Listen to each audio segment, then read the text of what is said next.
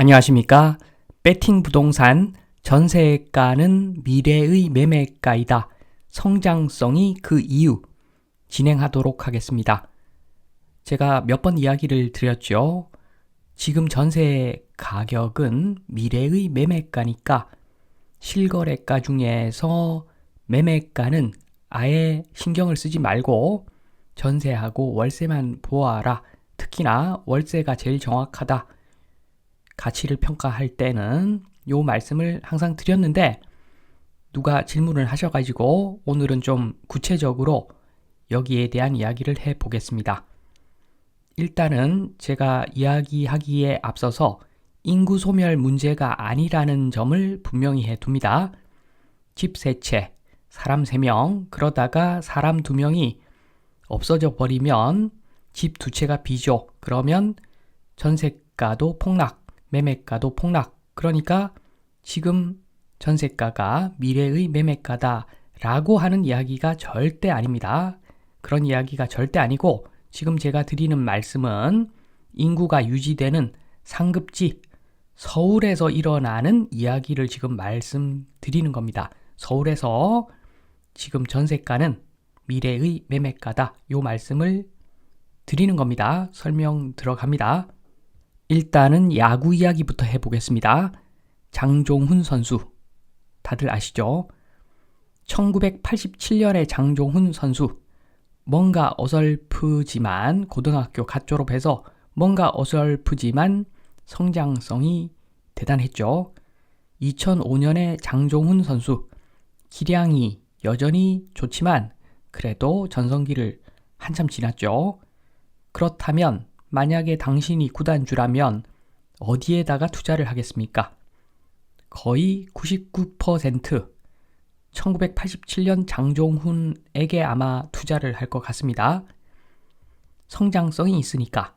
마찬가지죠. 부동산 어디에 투자를 하겠습니까? 1987년도 서울하고 2024년 서울하고 어디에다가 투자를 하시겠습니까? 당연히 1987년도 서울이죠. 이때 서울은 모든 게 다 좋았습니다. 경제도 성장하고 GDP도 올라가고 지방에서 인구도 올라오고 출산율도 높고 모든 면에서 계속 상승각이었습니다. 그러니까 1987년에 서울, 눈 감고 서울에 투자해도 수익을 남기던 시절이었습니다. 당연히 1987년 서울에 투자를 하는 것이 답이겠지요. 전세 끼고 풀 매수가 답입니다. 반면에 지금은 어떤가? 실거주만 고려하는 것이 좀 합리적으로 보여집니다. 87년도하고 지금 시장 여건은 전혀 다른 상황입니다. 예전에 투자의 정석이었던 전세 끼고 매수의 조건, 요거는 성장에 있습니다. 성장. 그러니까 인구하고 소득 늘어나고 GDP 관점에서 인구 소득 늘어난다는 이야기고, 그리고 외부에서 인구 유입도 있습니다. 지방에서 유입도 있는 서울. 그러니까 당연히 내일의 전세가가 오늘의 매매가보다 비싸더라.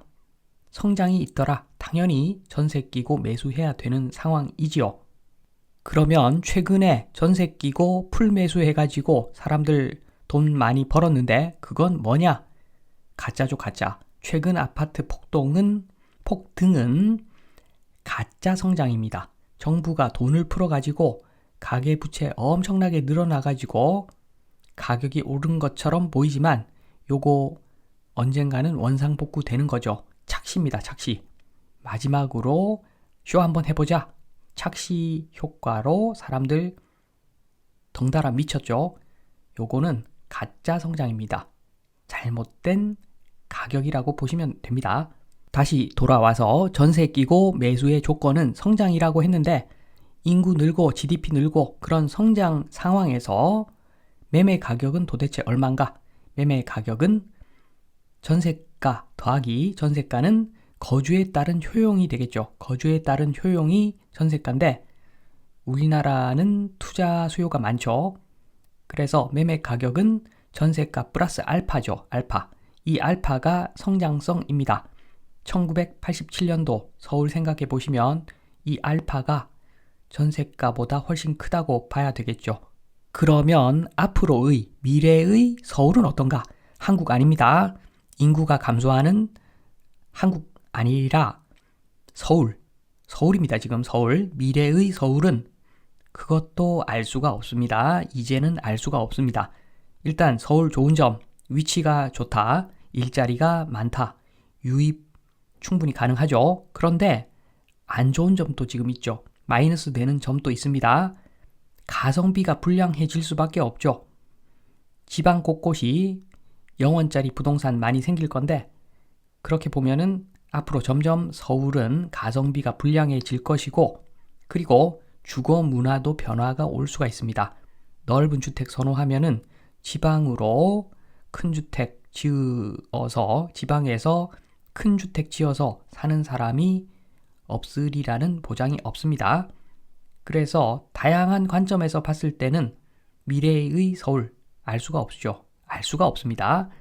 그래서 매매 가격은 전세가 더하기 알파인데 이 성장성 알파 요게 알 수가 없으니까 0으로 봐야 되겠죠. 모르니까 0으로 봐야 되는 겁니다. 마이너스가 날 수도 있는데 어떻게 요것을 무조건 플러스라고 볼 수가 있겠습니까?